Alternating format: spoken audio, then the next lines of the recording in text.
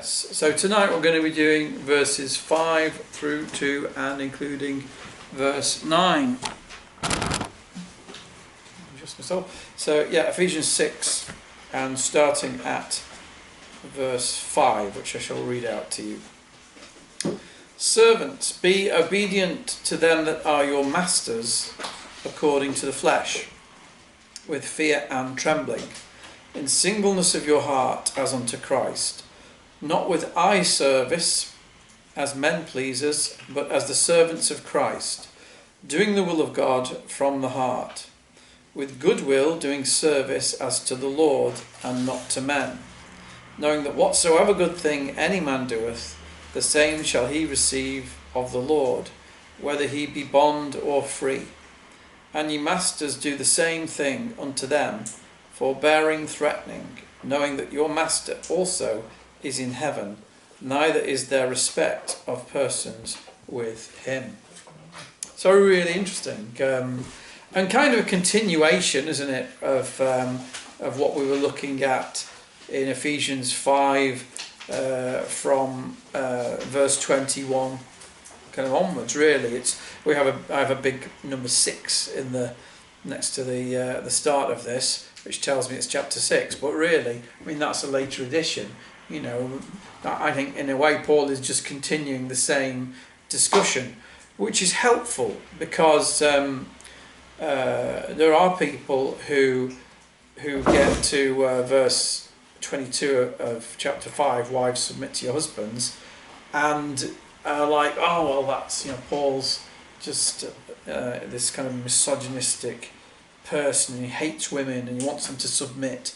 But if we read on, it talked last week, didn't it, about children submitting to your parents, and now he's talking about servants being obedient to their masters. And we don't, here in the West, we don't have really masters and servants and things like that. We did a while ago, a long time ago, probably 100 or so years ago. There was you know, the Lord of the Manor and his servants and so on. But you know, how do we take this then and apply it today? Well, I think probably the nearest thing we have would be in terms of employment, where if you're working for somebody. So it said, didn't it, be obedient to them that are your masters according to the flesh. So he's making a distinction. He's not talking about a hierarchy in the church or anything like that. This is just purely, well, in those days, masters and servants, but for us, purely like a secular job or something like that. I guess you would make the application to, you would apply it to that. So it really is not that Paul is focusing on, and remember, it wasn't, right, women, you must submit to men. It was wives, submit to your husbands, with the whole dynamic that the husband loves you, cares for you, protects you, and so on. And I've always kind of found it a bit confusing how there are some people, and not just women either, men as well, who object to wives submit to your husbands, but have no problem with a woman going out with a career and submitting to her male boss. You know, and it's like, okay. So this is just about submission in general. There are things that we all have to submit to, and I spoke about this last week, I think it was, you know, that we all have to submit to the authorities, to the police, to the courts, to the Inland Revenue. So there's certain requirements upon us. You know, we give to God those things that are God's, and we give to Caesar those things that are Caesar's. In other words, those things that are required by law, then we have to do that. You know, as good citizens, that's what we're expected to do. But now Paul is extending this beyond those things that are mandatory, beyond the family and to the dynamic within the family, husbands, wives, children, but now to matters of conscience. Okay, so and that's really the thrust of this. And this is a principle in the scriptures, and it shows that the Christian life is not actually just about what is seen or what is required in the law of the land you live, but there is actually that which is not seen. So let's have a little look at that principle in action, or as Paul talks about it further. It's in Colossians chapter 3.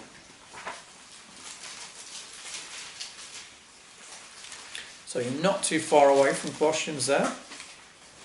Just a little bit further. Colossians chapter 3.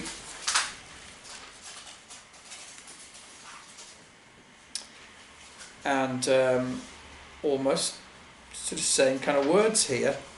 Verse 22.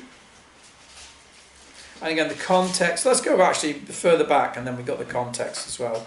And you'll see how this is the same kind of teaching Paul's bringing. So verse 18 of Colossians 3. Verse 18. Wives, submit yourselves unto your own husbands as it is fit in the Lord. Husbands, love your wives, and be not bitter against them.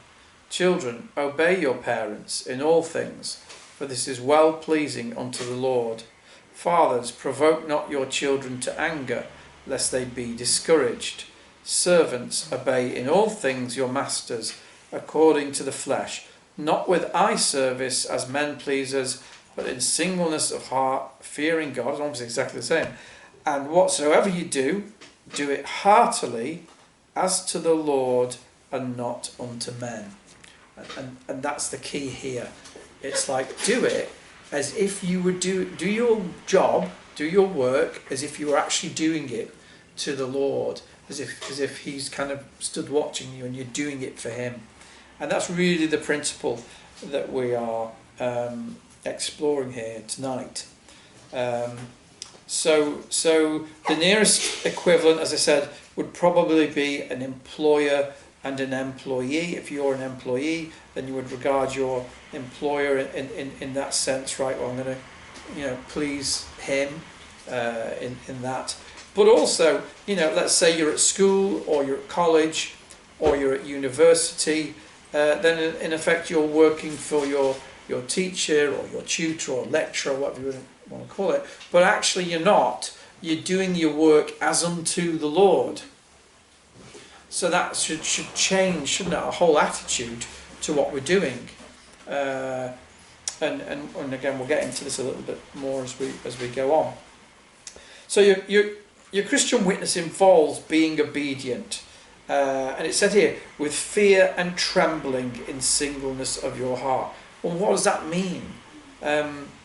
This is really, it doesn't mean that you're literally cowering in fear. It's what we call a proverbial expression. So this would be in fear and trembling. It's an expression that they would, that they would use in around about this time in that Hebrew culture. It indicates respect, and because of that respect, a diligence in your work. Okay, so it's like okay, I'm going to respect the person that I'm working for here, and therefore I'm going to be diligent in what I do. I'm going to do it thoroughly, and I'm going to do it to the best of my ability. I remember working on in the parks and the gardens in Stockport for the council when I was probably early 20s, something like that. I was on this kind of course where you did a year, and they put you with one of the parks and garden teams in Stockport, and I was put with well, not just me, but there's a few of us were put with the parks people at Gorsey Bank in Stockport. It was a long time ago now, but it was awful actually. But anyway, they had an attitude of like they would do what the bare minimum, of what was required, but then if one of the supervisors was coming over, they would get wind of it. Someone would phone them and say, "The supervisor's coming over." So they would grab a rake, grab a brush or something, and they'd be sweeping away furiously. And the person would arrive and say, "Everything going okay?" Yeah, fine. Now just a bit busy, Okay, yeah. And then when they got in their car and went, then they would like go, "Whew," and then go and sit down and play cards or something. And we were like stunned, we were like, who? This is like what they did every day. It's like no wonder the place is a mess. But this is the exact opposite of the Christian attitude. in which we should be completely giving it our best shot, even if nobody's there to see it. And that's our point, because you're doing it as unto the Lord, as unto Christ. So if I'm doing a secular job, whether it's, accountancy, sweeping the street, whatever you do it heartily as unto the Lord. I do it with great diligence and commitment.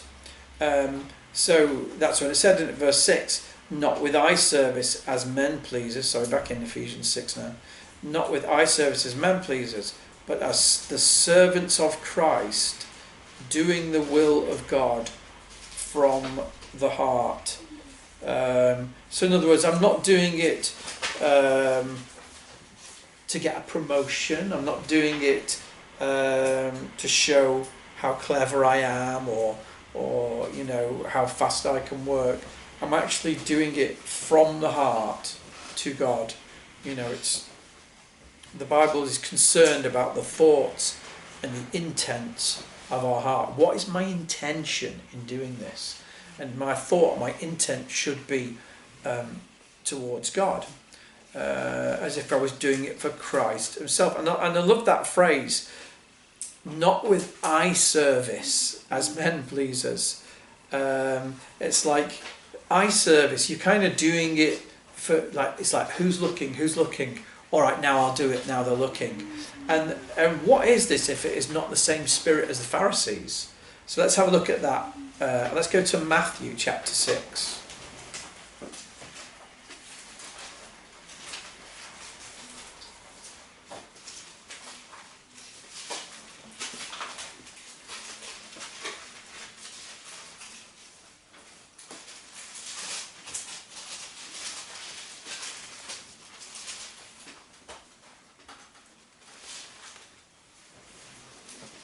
So, Matthew 6 says this. These are a form of works. It's not kind of like strictly what we're talking about, but it's a form of work anyway. Take heed that you do not your alms before men. So alms is the giving of money. Take heed you do not your alms before men to be seen of them. Otherwise you have no reward of your Father which is in heaven. Therefore, when thou doest thine alms, do not sound a trumpet before thee, as the hypocrites do in the synagogues and in the streets, that they may have the glory of men. Verily, I say unto you, they have their reward. But when thou doest alms, let not thy left hand know what thy right hand doeth, that thy alms may be in secret, and thy Father which seeth in secret himself shall reward thee openly. Now just make a note of that verse 4, because that's a principle that's going to come up later on here in Ephesians in this study. And when thou prayest, thou shalt not be as the hypocrites are, for they love to pray standing in the synagogues and on the corners of the streets, that they may be seen of men. Verily I say unto you, they have their reward. So again, it's not saying don't pray in the synagogue, or in our case, don't pray in the church. And it's not even saying don't pray on the street corner. When we go and take the gospel out, quite often we'll get together and we'll pray.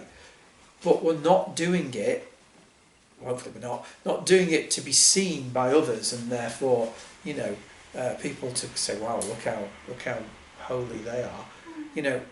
That's not the motivation, that's not the intent, and that's what all this is about. It's like the intention of the hypocrites, the Pharisees, the scribes and so on, is to be seen by men. They want people to see them, and they want people to say, wow, look at that righteous person there. And Jesus is saying, well, they've had their reward. They've had men look at them and say, look at that righteous person. I'm not going to get any reward from God for that. But for us, we're to do it as the servants of Christ, doing the will of God from the heart. From the heart. So if you're doing your job simply to please men or women, if you're working hard but only when your boss or your teacher is looking, then you've missed the point. God is watching all the time. And if you are hardworking and diligent in your work, it can actually be like worship to God. So making those phone calls, finishing that report, or even, cleaning the kitchen, mowing the lawn, making a meal, whatever. It might sound, a bit silly, but it's not, because it's all about your heart. It's all about your whole life being a life of service to God. So that, in other words, I'm considering God in everything that I do. It's not like, well, I go to church and there I consider God, and then I come away and I have my own life and my own job that I go to, or I take care of the family. No, it's like you don't leave God at church. He's with you all the time, and everything you do, he wants you to consider him in that. That's why verse 7 says, with goodwill doing service as to the Lord and not to men. So there's a principle here and a description of the Christian character. We can see that principle in 1 Corinthians. 1 Corinthians chapter 10.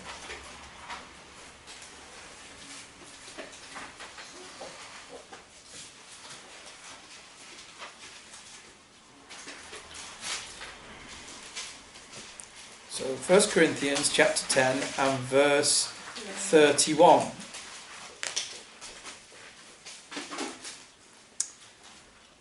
Whether therefore ye eat or drink or whatsoever ye do, do all to the glory of God.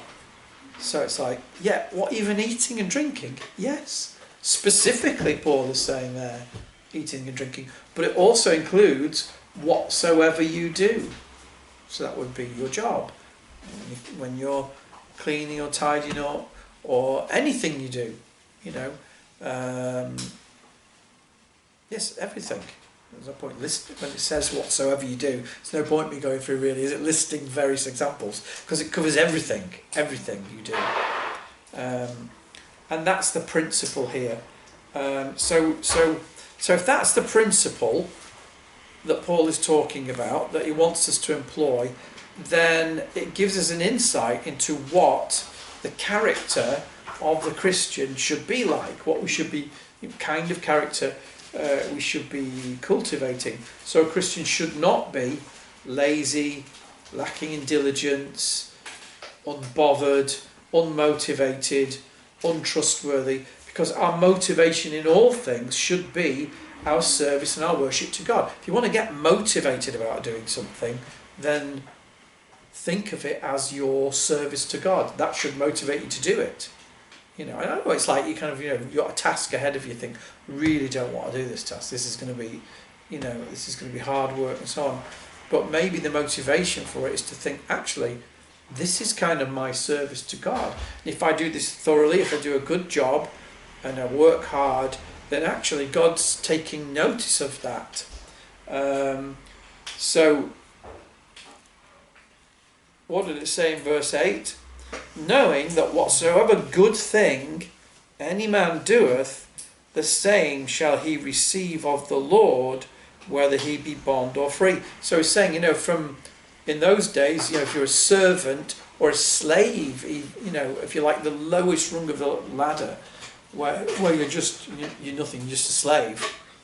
Paul is saying, even if you're that and you work hard, God will reward you.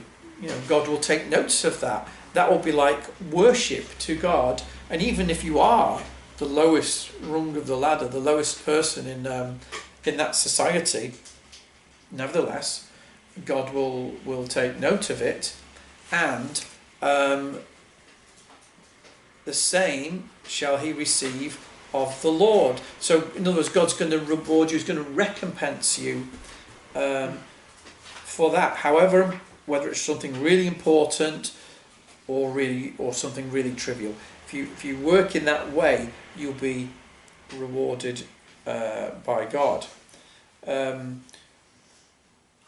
God is interested in what work we do, or rather how we do it, whether it is labouring in the word or labouring just in a kind of secular workplace. God is still interested in that, and it's like, if you're not a pastor or a teacher or an elder, so what?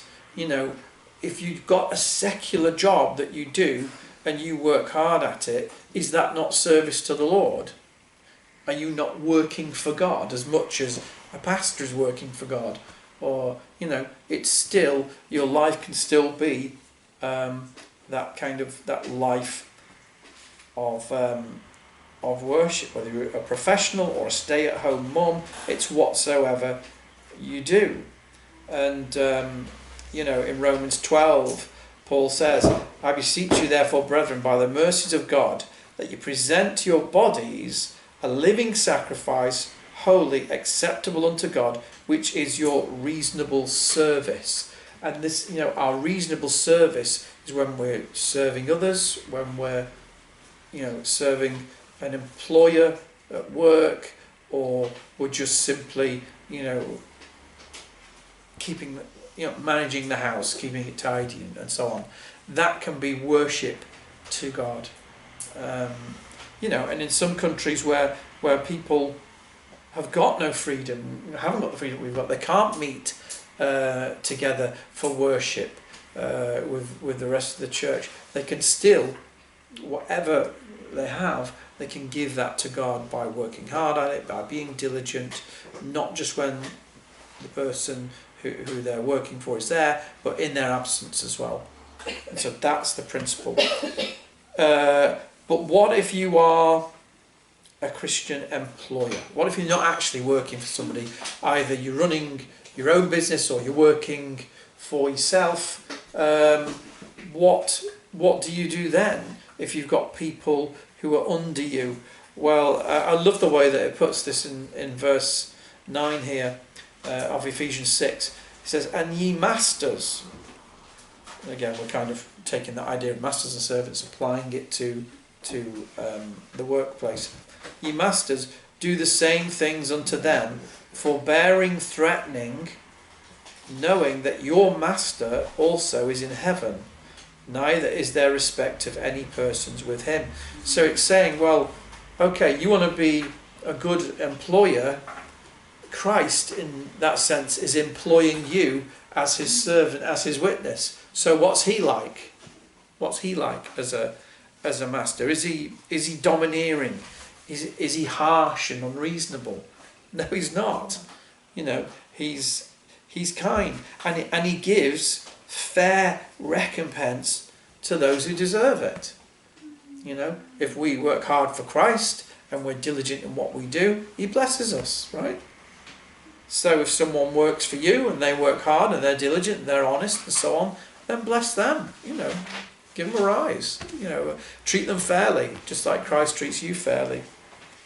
I like that, because I think it's showing the character of Christ, and we're just finished with this now because it's just slight departure, but I feel it shows the character of Christ. So Mark chapter 10 was what came to mind when I was reading that. So Mark chapter 10, it just shows the fairness of Christ. So Mark 10 and verse 28 says, then Peter began to say unto Jesus, lo, we have left all and have followed thee. And Jesus answered and said, verily I say unto you, there is no man that hath left house, or brethren, or sisters, or father, or mother, or wife, or children, or lands, for my sake and the gospel's, but he shall receive 100-fold now in this time, houses and brethren and sisters and mothers and children and lands, with persecutions, and in the world to come eternal life. So Jesus is saying, you get recompense. If you've left things for me, I'll give you something. I'll give you brethren, sisters, mothers, children. Here, if you've given something up, I'll give back to you. And then in the end, you'll have eternal life. So it's just the fairness of Jesus. God is fair. But what did it say at the end there of verse 9, Ephesians 6? That God is, neither is there a respect of persons with him. So what it means is he doesn't treat one person who's of a higher standing in society better than he would treat another person. He treats people with equal fairness. So if you're from a rich family, he's not going to kind of treat you better than somebody who's from a poor family. It's like, look, just be diligent in your work. Christ treats you fairly. So therefore, if you're an employer, don't look down on somebody because they've come from a rough area or they're not as educated as the next person. Treat people fairly and give them what they deserve.